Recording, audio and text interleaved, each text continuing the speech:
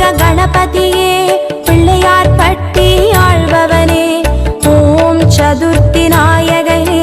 ஸ்ரீ கணேசனே சரணமையா